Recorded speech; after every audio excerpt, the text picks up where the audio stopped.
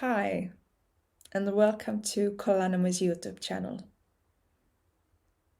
Marlen Wehner was our first guest to share her journey as a solo business owner. She's a positive leadership trainer and a business coach working from Germany. And a couple of thoughts that she shared was the importance of the people around you, the network of business-minded people. And one thing that has helped her through difficult times is her great sense of humor and the ease that comes from that. And she also shared that she's an educational junkie, so she's always eager to learn more from books, from trainings, from other people. So I hope you enjoy the talk as much as I did. See you at Collanomy. Great to have you here, Marlen. Thank you for joining me. It's already inspiring to me that you're eager to pitch in, to share the lessons, the ups and downs from your business journey. So, what do you say? Let's dive right in. Absolutely. I'm super ready. Thank you for having me. All right. So, can you talk a little bit? What is your business about? So what I do for a living is that I'm working with leaders and their teams to develop high performance, let's say. So I try to empower them to create a trusting and positive working environment where everybody can contribute to their best and so also deliver the best results. So on the one hand, I do this via training, which is usually done over a period of time because you have to change behaviors, you have to change your mindset, maybe you have to change the way you just tackled certain challenges maybe. And this takes time. Then this is the training part, takes a little bit of time. And of course, also additionally to that, I offer some coaching because sometimes it's not a systemic barrier, but it's more into myself where the work has to start before I can carry it out to the world. So that's what I do. I'm a positive leadership trainer and business coach. Ah, very nice. Yeah, it's important to go from inside to outside. I think everything is in here, and we outside of it, we just can change it from the inside out. So, how long have Exactly. you been doing that? How long have you been a business owner? So for me, it was very exciting because I started to deliver trainings and facilitate trainings already in my voluntary work. So I've been doing this now for, I would say, 10 years, more than 10 years. I'm Ah, 35 at the moment. It yeah. was quite interesting to do that as a 25-year-old, you can bet. So I was starting my training career in the JCI, the Junior Chamber International, and it took more and more time in my life. So there was a point when I decided I really want to do this for a living. It was not just my passion, it should be also my profession. And so I decided to quit my job and be self-employed. Employed by the end of 2019. Hmm. And so my self-employment started directly at the beginning of 2020. And that was a Did COVID? critical time, of course. Yeah, exactly. So I was basically self-employed slash unemployed by the beginning of the pandemic. And that was, yeah, it was puzzling times for me as well. I was preparing myself so long. How can I be self-employed? How can I do it? I was so anxious. Will it work out? Will I have enough? And stuff like that. And then there was a pandemic after I made my decision. So I, I really have to say I'm blessed with a good sense of humor, and that was a big portion needed at that time. I can tell. You had Yeah, already started with the coaching um, as a voluntary work, so it was kind of fluent to go and to fluently go and make this as a business for you, or why did you decide to Mhm. become self-employed?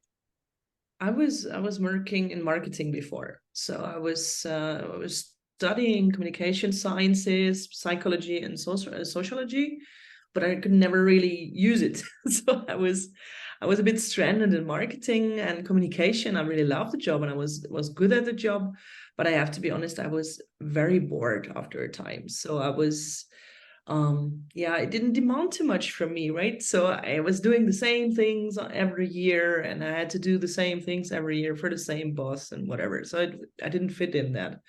So I decided I want to do something where I can add value to the world. And being a trainer and coach was the closest thing. It just matched my skills already, and I had so much fun doing it. So I was like, yeah, why not give it a try? And that is maybe the emotional part, or yeah, I want to do something that I can already do, that I don't have to learn, that I can bring to market. But if you want to start something and bring it to market, it's strange if you didn't charge it in the beginning, right? So coming from voluntary work to having it as my business, it was a weird step in that sense. Yes. So in the beginning, I could tell I felt a bit guilty writing invoices for what I do because I loved it so much. I was like, actually, I've been doing this for 5 years for free, so why should I charge it now? I know Yeah. it's maybe a weird thought, but yeah, it's how it was. Mm. Yeah. And how can you charge it for how can you ask money for that now? Yeah, Exactly. I know the feeling. I studied to be a musician, and this is also what I love to do, and I do it anyway. Doesn't matter if somebody pays me or not. So the first time when I sent an invoice for the concert that I had given, it was I didn't know how much to charge for that. It was just what I did. Yeah, I know the feeling. Exactly. I had to call someone. What number should I write under that? Should Yeah. we start small? And here comes the maybe a very important learning. Hmm. That person was like, why should you start small? What does small even mean? Yeah. Charge a bit more than you feel comfortable to charge. And this is when it's getting interesting because especially as women, we tend to underestimate ourselves and we tend to put our value just in a bit lower than it actually is. Mm. And that took me some time to realize how the actual value is that I add and also to be brave enough to charge. So yeah, that was a development for sure. Took me maybe at least half of a year, and I'm still excited writing invoices. I'm honest. So it's still something that is cool. I'm happy that I could add value, and yeah, here's just a number. So Yeah. So you had the idea to coach, and from that idea to your first invoice, it took half a year. no, from the idea to be a coach to do something also out on the market, it took me some time, but yeah, maybe it was also because of the COVID, Mm. because I had some assignments already, but the companies withdrew everything because nobody was allowed in the companies anymore. And it was such a unstructured time that also nobody trusted online trainings. Mm. So I still developed my online training skills, and I was able from that moment on to deliver very engaging and interactive online trainings. And I noticed, okay, maybe the companies are not ready yet, but other trainers might be. Hmm. So in the midst of the pandemic, I started to educate online trainers. I found others who just needed to stay in the game and who were not able to find all of the. There were so many apps, there were so many softwares. I don't know, so many demand on cameras. You could buy a laptop online. All those kind of things that happened in 2020. And yeah, I consulted other trainers. What could be cool equipment? What could be cool ways to interact with the participants, and what are cool tools to use. And this is what I did for a while. And after that, I also jumped into assignments where other trainers withdrew because they were like, I don't give it online. I'm not a good online trainer. I don't even try. So those were my first steps. And I really had to adapt the idea of going to companies and give trainings there to, okay, what now? On the coaching side, for example, I started to have walks and talks. So I did outside coachings, and we were going on a walk, which was allowed by that time. I did online coaching. And until the day, I never did any live coaching. I always do it online. Yeah. In the beginning, I could not see how this could match or how people could open up themselves online. And now it became very natural for me to do it, and it's also very nice to do it additionally, so you don't have to be on site. And yeah, it's very time efficient. As a German, I like that. So Yeah, of course. this my business idea developed very early because I had to be very agile to survive. Mm. But how did you know that your idea was working? You knew what you wanted to give, but Mhm. did you have to tweak it a little bit, or how did you know that your clients are happy with it? You mean that they were buying it, or that they were happy after? Happy after with the idea. Like, how did you manage to build up up the structure so that you did know that now it's ready? Yeah, I see. So what I do is very much tailored. So of course I don't invent all of the content. That's for sure not. I make my own mixture out of it. I add my own notes and everything. But I use content that is already there. So theories that exist or stuff like that. And I always work very, very closely with my customers. That's part of, I would say, of my service. So I'm a bit like a doctor. I go there and I ask them for, okay, can you describe the situation? What are the symptoms? Mhm. And I also ask them, what do you think needs to be done? So I get this first feedback from them, what they want to have. This is the first, of course, the first things they want to see in order to be happy. So that is also a thing, like getting their opinion out of it. Oh, you think it's a communication problem? Okay, so let's do some communication workshops. But what I hear is also there's a big trust problem. There is a self-esteem problem. There's no, I don't know, no structures for being autonomous, stuff like that. And this is what I add in the whole journey. And then I present this whole training journey and coaching journey. And this is usually when we have maybe a second negotiation. Are the topics yep or no? So that kind of things. And then we're good to go. And I keep it always very close with the customers. So maybe every half year, every year, I have a meeting with them and tell them what is the development, what do they see, and I also offer, of course, some evaluations from the participants themselves. So that is how I ensure that the customer is happy with the result. And in the end, it is culture that we create. So it must be visible. I can tell them all the numbers in the world and all the statistics, but if they still have non-trusting micromanagers, then I didn't do my job too well, right? So, but that's also interesting part of the training, because as a coach and trainer, I can do everything to set them in the that they can do it, that they are able to do it. But the final steps, the customer has to do themselves, or the participants have to do themselves. So this is also interesting part of it. I'm not responsible for how they behave in the end. I just facilitate everything they need to behave differently or maybe more efficient. Mhm. So you have had Yeah, this kind of toolbox from your voluntary work that you now applied to the business side. You already had absolutely. these Yeah. tools So, to work. so toolbox is one thing, and I'm also an education junkie, so I always do some new educations. I made some degrees on the way. I was working a lot with positive psychology to get those. That there's a lot of training things you can do and you can implement from that part. And I'm always eager to learn, and this is what you just put in your work, and that's the funniest part of it, because I'm not bored. It's not a day is like the other. Even if it's the same training with a different group, the outcome can be totally different. And I used a lot from my voluntary work, and what was the most helpful from the work with the Junior Chamber International for sure is the network. Mhm. So there were people giving me positive feedback, which encouraged me to go further. There were people who gave me my first jobs and gave me the trust that I can work with their leaders. And that was definitely the very essential part of my success today. That would have been my next question about the network, but Junior Chamber International, I hear, Mhm. was your network and your Yeah, resource for help. But it's true. other resources, maybe let's talk about that. When you started, the resources when you start are scarce: money, time, connections. So how did you manage the beginning part of your business? That was again the COVID times, so there was no other spendings, so that Oh, was maybe true. helpful at that moment. But I Yes. really have to say, I was thinking about it. I told you, like for 5 years, I was thinking about, can I go? Can I go? Can I go? Am I brave enough? Am I good enough? That was a big question always. Am I good enough to sell it? And then I decided, I should give it a try. But I was also scared, when you quit your job in Germany for 3 months, you don't get any supply, even Mm. if you fail or something like that. So there is a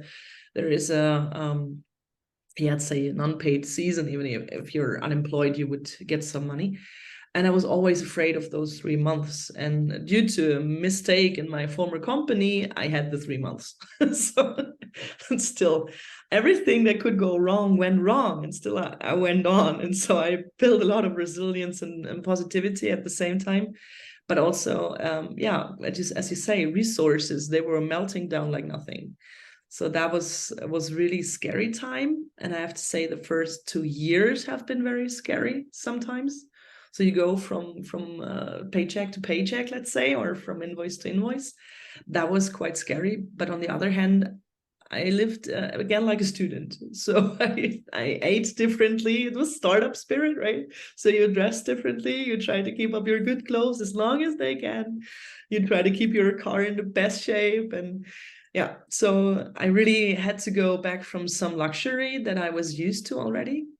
That was also interesting to see how you handle this kind of situation. But yeah, I was I was lucky enough to have a lot of support, and also have a partner who would support me, not financially, but mentally, because that is also a big part. There's nobody there who would motivate you in the morning to get up and have your routine and do your stuff. There's only you. So Very yeah, that's also a very, very important resource, I would say. mm. And where is your business now after all these years? So literally speaking, it's in whole Europe. So I'm traveling a lot. That is so nice. So I also work with the most diverse teams, and there's also, I can bravely say that there's yeah, not much that can surprise me, because I've been training 2,000 leaders. I've seen a lot of things, which is really nice.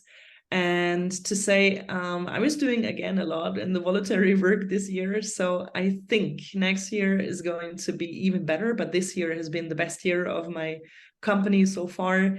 Next year, I'm planning to get some employees also. So yeah, I notice that whenever my focus goes directly into my business, then everything just grows, and that is a very nice feeling. And yeah, so at the moment I cannot complain. I'm very happy. I have a very good income for me, and it's not comparable to 3 years ago. Of course, there's always room to grow. And at the moment, I'm usually changing time against money. So there's me. If I'm sick, there's no money. If I'm good, there's money, right? Yeah. So, and I really need to be more stable on that. So trying to change my business model in this more scalable one, and also work with employees, as I said. So these are the next steps for me, and I'm super excited for them as well. So That is so exciting. yeah, Congratulations. That's so nice to hear. I'm See, still in love with this company, which is me, and that's that's also, I love that it works, and also to see how the people leave the trainings and how they will change their whole environment by being more positive. That is truly something that empowers me a lot and gives me a lot of energy back, even if I'm that tired sometimes. yeah. Are the products the same that you started with, or have they changed along the way? Mm, some of them, like the concept of leadership training, that has not changed. I don't do any online trainings anymore, like online train the trainer courses. So those meta versions of my work are not existing anymore. But what I do at the moment are those programs, and they have developed over the years.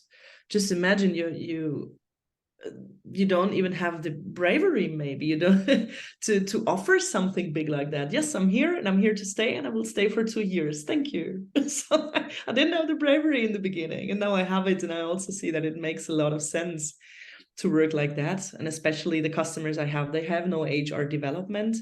So that was definitely also yeah, a gap I found for myself, working with companies that have no HR development, but somebody who's responsible for that and needs support. So I also have the contact in the companies. That changed a lot as well. And in the beginning, I was happy about having 1 day or maybe 2 days of a training, and now we're talking about half of a year or a year or maybe two. So this is definitely something that has changed a lot, and I'm going there once a month, for example, or do the coaching just separately in online sessions, and that works a lot. And a new thing that came up is that I'm accompanying some owners, business owners who want to go out of the practical work. Say they don't want to do operative stuff anymore. So they want to be in the management or maybe on an island. I don't know. So they just need leaders who think, right? And it's different if you're the owner of something and how you would behave as an entrepreneur or how you would behave if you're an employed leader. So this is also a thing that the market just brought to me, and I was like, man, that's a cool use case or a cool business case, and I really tried to keep up with that. And that's also a thing that developed newly, and yeah, that's nice. So yes, it developed, but still leadership and the positivity are still the things to do. Yeah. Okay. So the business has changed a bit, but how about the clients? Are today's clients the same as you thought in the beginning they're gonna be, or have they changed as well? The demands have changed a bit. So I also I have the luck. I'm lucky enough to reject customers that are not made for me, and vice versa. So that is also a thing. In the beginning, I definitely would have not rejected any customers because I didn't have the opportunity to. I just had to take it. And now I see that I develop my brand in that sense. I develop my personality, and I'm not going to companies that say, yes, we are having big troubles in our team and we will spend one day on it, because I know it won't work. It just won't work. It's not possible to combine it with my values. It's not possible to combine it with what my company stands for. So that is definitely something that has changed customer wise. And also, I would say, other than that, it didn't change much. So it's still sometimes from the network. I don't do any marketing. Maybe I should. I don't know. So far, I'm booked without it because it's always via referral. People be like, okay, that worked well, or they know me also from my voluntary work or my social media. So this is how actually my marketing works at the moment. And yeah, let's see if I can step up that game as well and be a bit more visible on the marketing level. So that's also something maybe that would also open new source of customers. Yeah. Okay. Well, if you're fully booked, then maybe. But of course, you're gonna have some employees, so then maybe it's a bit. True. Exactly. But how do you manage your business now? Are the priorities different than before? So you mean from compared to the start? In the beginning, you can just imagine when you're not self-employed, you think about, okay, what could I sell? What is the product? How do I sell it? So you think about all the marketing knowledge you might have, or maybe think about your skills, but maybe not everyone, but you're not aware of all the stuff around, because if you never have to do it, and if you don't have to take care for your insurances, and you don't have to take care for the taxes and stuff like that, and in that extent, I just underestimated it.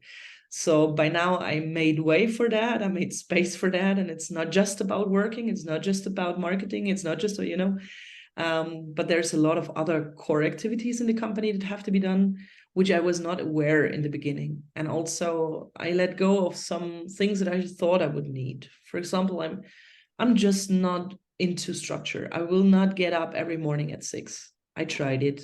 I punished myself with that. I will not do it. If it's not necessary, I won't do it. And also as a trainer, you cannot sell every day. So I cannot work 20 days a month. That's impossible because I have to prepare. I have to do some aftermath. I have to do some reportings, et cetera, et cetera. And this is also stuff that just appeared when it was there. So that is definitely something how my priorities have also changed. And I had to set a bigger priority on resting, because what I do is very, very mentally demanding. There are 15 alphas in the room trying to test you, trying to find out how far they can go, maybe trying to put their problems on you or whatever. So you have to be on spot all the time, right? So I also have to rest to be creative enough. I have to rest to be a good listener, and also to find the right solutions in the right time. You cannot just sit there and I don't know, just have this weekdays, let's say, or the day where you're just half there. It's impossible. So you have to always be there 100%. And so resting and resilience and also self-care have gotten a very big part of my priorities. So you have done everything yourself from the very beginning, or do you work with others in order to get things done? Do you delegate something to someone? Yein. In German, there's a yes, no. I don't know. I do work with others, so I have a network of trainers, which also opens me the doors for bigger companies that have also a demand for, let's say, business development topics or more business administration topics. I don't cover them. I'm more into the soft skills and into the cultural part, but I have trainers I work with when it comes to setting projects or structures, or when it comes to work with visions and create their own vision. So that's definitely something I do, and it also offers a bigger range of topics. And also when you're working with the companies for half a year or even longer, it's nice to see not always my face. So I will deliver trainings differently than maybe some others. So that is a plus as well. But other than that, I haven't managed to delegate much of my administrative work. But also, I don't have so many customers, so it's still doable. But I really think about doing it next year, as I said, for also getting a bit more freedom and focusing more on leading my company and developing my company, and not just being everything in my company. Yeah. So that's maybe that's the big trouble for solopreneurs. Anyways, you're everything. You're HR, your facility management. So it's Yes. your CEO, you're everything. Bookkeeper. Exactly. The Yeah, I'm not the customer. best bookkeeper though, so I really have to find someone who's better than me, and that's not hard. But yeah, we all grow with our challenges. Can you describe your usual day and your working space?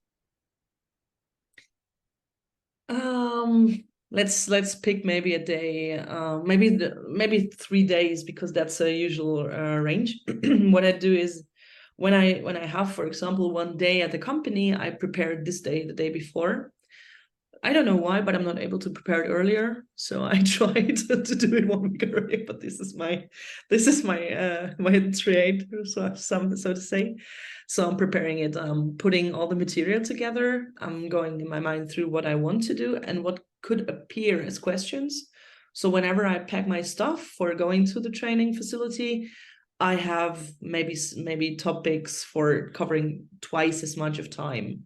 So when we're talking about, for example, conflicts, I also have something for feedback or other communication, or how to facilitate maybe a meeting where you want to talk about something critical. Whatever pops up, I have something with me. And that is also very nice to be this agile in the trainings themselves. So whenever the customers come up, or the participants come up with something, I can react on that. So I'm packing my stuff. I'm double checking, do I have a hotel? Is there how's the route? Do I have maybe to appear earlier? And sometimes I also have to stay overnight the day before, because I'm not able to get up at 4 a.m, drive 3 hours, and then again have the energy to deliver training.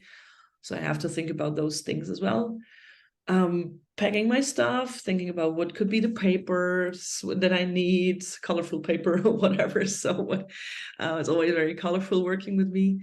So this is what I do. And then I'm going to customer. Usually it's either at the customer's company themselves or some booked place. Some book place is usually dangerous, so I appear earlier, because you never know what you find. So I have basically everything with me. I have all the markers, I have all the scissors and whatever. So big equipment with me, just in case there's nothing on site.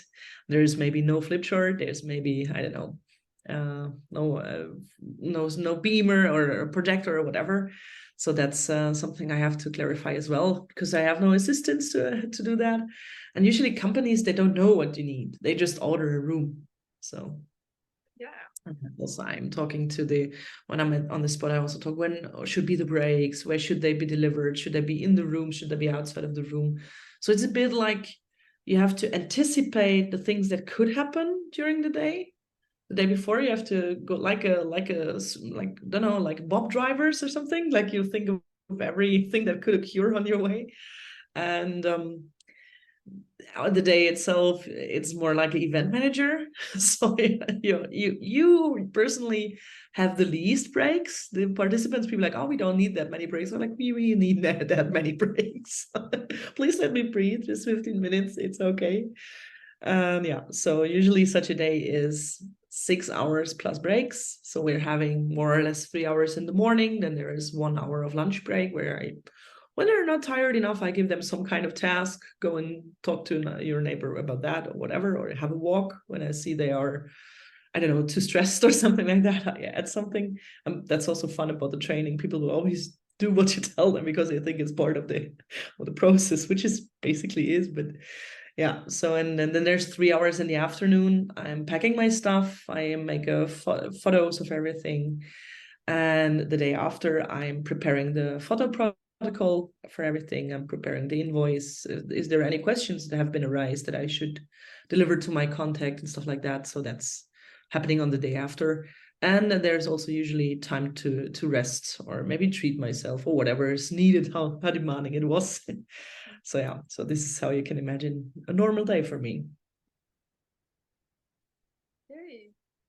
So you mentioned the Junior Chamber International a couple of times as the network you have been grown out of.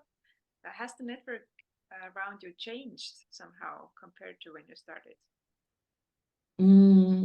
What is particularly happening is that my network has become way more international, which has also changed my business. But the German juniors they are usually entrepreneurs, business owners, successors in their companies, or also leaders already. And that was very, very helpful whenever it came to any struggle. So I have a customer who doesn't pay me. What should I do? Oh, we have so many lawyers, no worries. So the network has changed, and how I use the network has changed a lot. So they would ask me if I can deliver some training. They would support me if I need some help, like, I don't know, terms and conditions for my company, for example, or I'm looking for some assistant, those kind of things, or I need a hotel there and there. Do you have any advice for me?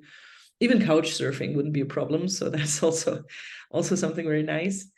But yeah, I definitely became more international, and I definitely utilized it differently. So before that, I had friends, I did projects, I did some training, but now they are I have business support for that. And I can also just be open. Oh, I'm not having a good time. It's COVID. Nobody does. So back in the day.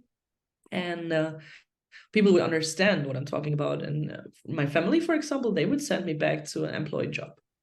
They were like, it's too dangerous, it's too risky, we don't want you to be out there alone. And I totally get it. They are caring, but yeah, network definitely helped me a lot to keep on track and to follow this dream and to really make it happen, when others and other friends who are not self-employed would maybe tell you, don't do it. Out of love, let's say. So, but that's not very helpful to to stick to some idea that's crazy. Yeah, of course, they want to help as best as they can, but it's not helping all the time. Good. Yeah, true. Okay, so with the business development side, has money limited it in any way, and how have you solved it? I would say no. I would say no, because my only investment that I have is the room I'm sitting in, basically. The technical supplies that I have, and once you have it, you have it, and some paper. So I'm not in a very big investment structure. I could do all the educations I wanted to do. I could always buy the supply that I need for the company itself. So money was not the issue, but a lack of customers was the issue, and also the lack of possibilities to go to the customers. That definitely has been a problem.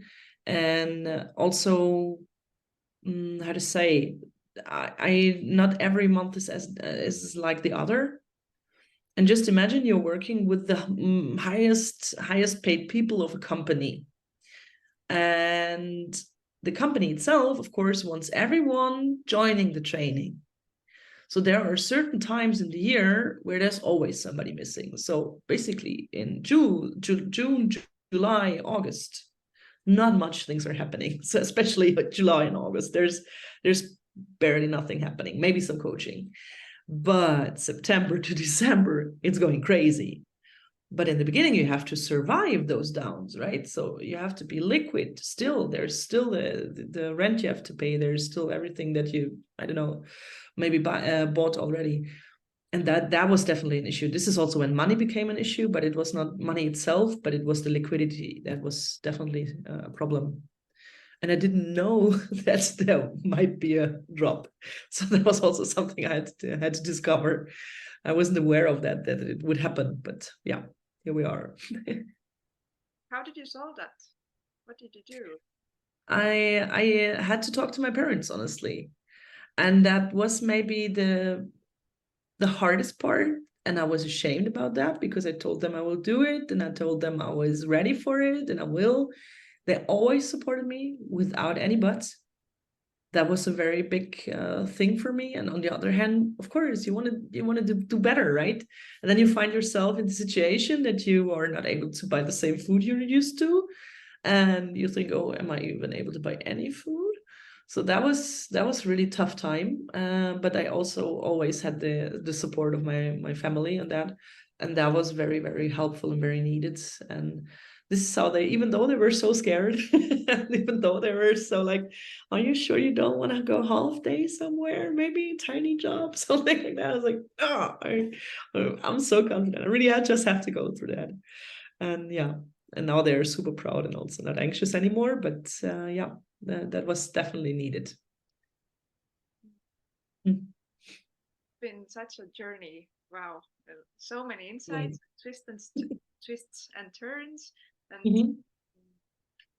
and the fact that everything is not going smoothly, and there are times that are really tough, and you have to go back to your parents to ask money for food. It's I can feel the emotional background from that. It's you're you're an honor to speak with.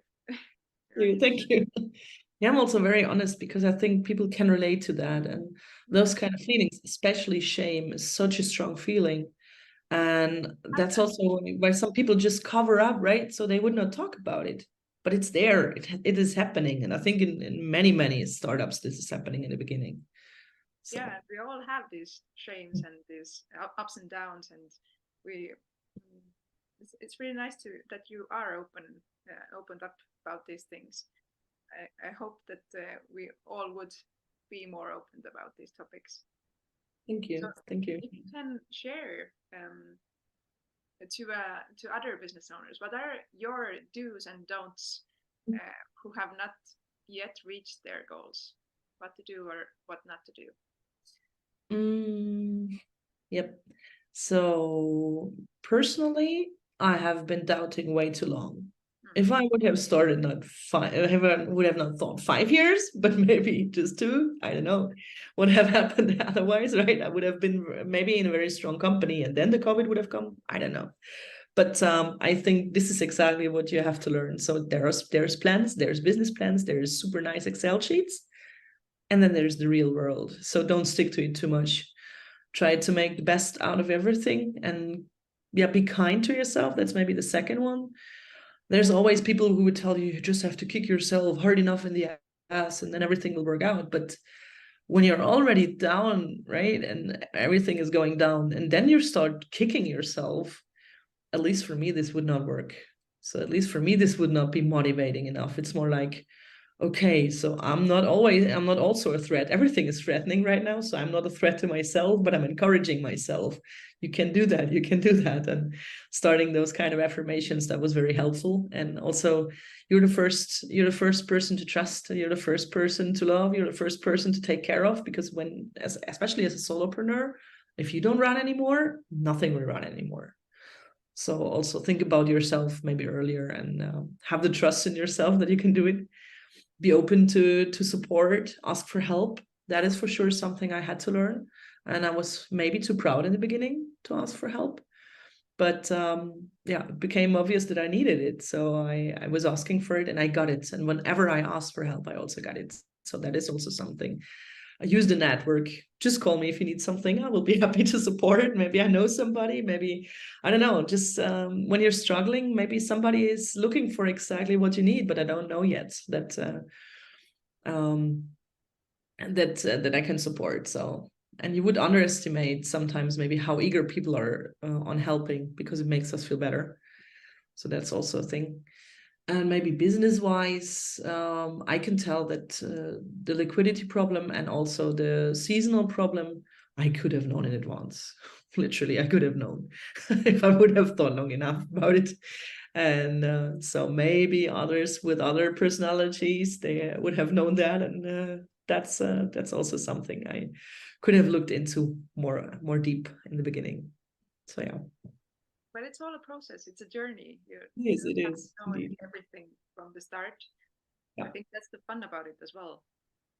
That's true. That's true. I had to really discover that I never belonged to a company. I was always a pain in the ass, I had to tell. So I always loved my teams, but I always was struggling with the too strict structures and be like, why don't we do it differently? And why don't we, you know, I was not a good employee.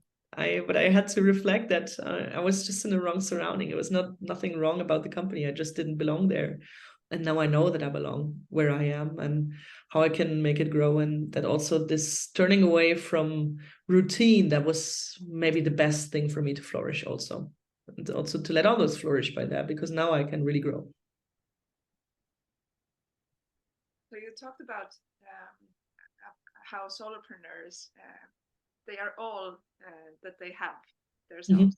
So how do you keep the balance between work and personal life? Because your health and your sleep and how you eat and the emotions that you feel, it's really important. So how do you keep the balance? What do you do for that? That's a tricky one because maybe I don't know. I learned that what I learned about balance is not how balance actually works. So balance for me works, there's a time to work hard and then there's a time to rest hard. So that's what balance means to me. It's not like, and sometimes it's also, you have to zoom out to find the balance. There's, as I said, there's the 3 months, maybe 4, when I really have to work hard. And then there's maybe 2 months after that, between, I don't know, midst of December and beginning of February, where I can just rest. And I need to know this more consciously. And that's what I mean. You have to zoom out. It's not every day is balance. I don't work 8 hours and then I rest 8 hours and everything is perfectly fine. But zoomed out a bit, like, okay, now we have to push through. Now we have to work, and then we can rest. That is maybe the most important part. And also the concept of weekends is not existing for me anymore. So I also sometimes sit in my bathtub on Wednesday and I'm happy, and sometimes I'm working on Sunday evening. It's just a week, and in that sense, and only my employed friends make me aware of, okay, maybe we should meet on Saturday. I was like, okay, maybe not Tuesday. I get it. So, that has become quite different, and I had to learn not to feel guilty about it anymore. That's maybe also about the balance part. I was feeling guilty in the beginning when I had a break during the week, but I was never feeling guilty when I was working on the weekends. So I was like, maybe there's a mindset shift needed here. So when you have the chance to have a break and you need a break, please have it. So that's basically the thing. Or also treat yourself. We all have our coping mechanisms. When you're a solopreneur, you might need them because you're going to be stressed and maybe also alone with the stress. So it is easy to go into the trap of any kind of addiction or some coping mechanisms that are just unhealthy. So also be aware of what you do and how you do it and why you do it. And this is maybe the best tip for balance. And also, I'm a coach, but of course, I also have a coach. So that is also very needed and sometimes very, very helpful to have somebody to talk to. Yeah, this reminds me that I should get a coach. You should. About these things. It's super helpful. It was very helpful. Yeah, you don't always discover the most beautiful things about yourself, but this is how you grow. Yeah. So Yeah, you live in Germany, right? I do. Yeah. And your business is registered there? Yep. From 1 to 10? how easy or difficult is it to be a small business owner in Germany? This is a mean question from Estonia. It is. It is Germany. It is hard. It's not hard to get registered, but the authorities on every level speak a very legal German, let's say. So it's not easy to understand what is expected from you. You might need money in the first time already to get consultancy for that, or maybe some lawyer or something, or tax advisor. That is maybe needed quite early, even though you don't have the big company already. So it is not so hard to start it, but it is hard to keep it. So let's say it like that. And you also have to pay taxes from day one. So there's no exception. There are some funding, but it's very hard to get it. So that's bureaucracy is a big issue in Germany. That is for sure, and it holds back a lot of companies to start up here, and they go to Estonia. That's why I'm laughing. It's really a thing. So the e-residency really is a thing, and I get it, right? So If it's so much easier here, then I get it also. yeah. You can do it online. There's a lot of services you still cannot do online here. And that makes it hard for me because I'm traveling so much and I have to be there in person, and it's impossible. It's simply impossible. I'm not there. So that makes it very hard for me sometimes to deliver things in time, or obey the law, let's say, when I'm just not here. But I managed so far always, but it's a challenge. World has become so much more flexible, especially after the COVID as well. So it's the legal forms should come and be as flexible as well as business owners to make it easier for everybody. Absolutely. For those who have the bravery and the craziness to start a business in these times of uncertainty, of inflation, of energy crisis, it's not self-evident that you do it. And I think that you should be supported on every level the best they can to keep our economy stable, because that's also something that's very special about the German economy. 99% of the economy is something that is small and medium businesses. So that's basically my customers. It's not the real big guys, it's not the really small guys, but there's a lot of those companies, and many of them are family owned. So they give it away from one generation to another, and that is also very demanding to do it in Germany, and very expensive. So some have to close down because they cannot afford to give it to the next generation.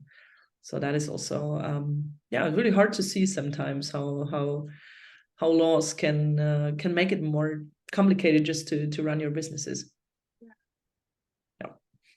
Hey, recommend some books or podcasts. What are you listening, or what would you recommend to listen? Are they all in German? No, that's also a thing. The German market is so big that everything is translated in German, so I have to think about it. I think what was really nice to read in the beginning was also for my mindset was Simon Sinek.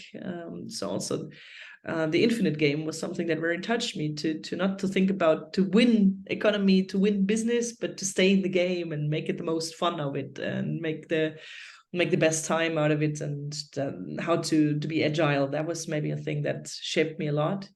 Other than that, all about the positive psychology, which was started by Martin Seligman, I can recommend. Something about positive emotions from Barbara Fredrickson is very important to read also. I'm working a lot with mindset. That's something. Also, Christine Neff, Self-Compassion was a book that I could read 3 or 4 times, and still there's something that I found valuable in it. So that was maybe something that touched me personally a lot, and also found a lot of reflection in my trainings. Talking about leadership is also talking about self-compassion and being kind to yourself in order to remain your resources. That is definitely something. I'm not a big podcaster, but I'm listening to audiobooks because I spend so much time on the road. So this is why I listen to the books. And yeah, so everything according to the positive psychology is something that is always a good read, because there's always some techniques in it, there's always some findings in it. And yeah, I really love it to use that also. And that's quite new in the leadership training area, I would say, because it's so far away from management, but so close to working together with people and with myself. And that's what I really love about it. Yeah. So we're heading to the end of the session. Is there anything else you would love to share, or what you had in your mind, maybe? Yeah, maybe I'm it's a bit double-sided, let's say. So on the one hand, it is super important to remain happy and positive, and I also always make this impression, because I learned how to get myself out of the darkness and out of the hole when I'm worried and stuff like that, which but and here's the but, that doesn't always work. So even if you cheer yourself, and even if you're happy, and if you're super motivated, things may go wrong. And this will happen also, dear solopreneurs out there. Things go wrong, even though you have the best plan and the best attitude and everything should be good, but it is not. And these times also occur, and it is not a reason to stop. So whenever that's a nice quote on that, whenever you're going through hell, don't stop. So don't stop in that moment, but also reflect, how does it make you feel, and validate your feelings, because not every day is happiness and sunshine and rainbows. But after all, they will appear again. But we have to go on walking. We have to keep on walking, and also ask for help if there is some need for it. So yeah, happiness, but that's maybe a good thing also to share. Thank you so much. So for the ending, where can I find information about you and your business? So you will find me on Instagram, where I share just in the stories a lot of things I see that are interesting to me, also about my travels, and what I want to share to the world and what I do in the work. So Instagram, it's Marlen Kommunikat. I can write you how it's written. And then there's also my website, marlenwehner.com, where you just find an overview, what I do, how I work, what kind of methods I use. I also play a lot with Lego, those kind of things. So there's a lot of things to discover on how I work. And of course also Facebook, but I don't use it that much anymore. So please feel invited to Instagram, LinkedIn, or also to connect on the social networks. I'm really happy to help. So if any help is needed, I will be there. I'll be gladly sharing, and I mean it. And thank you so much for having me and giving me this opportunity to share. Of course. Thank you again for the talk. And I hope listening to your story will move at least one business owner forward. So see you soon. Then it's a success, right? Thank you, Greete. Thank you so much. Thank you. Cheers. Cheers.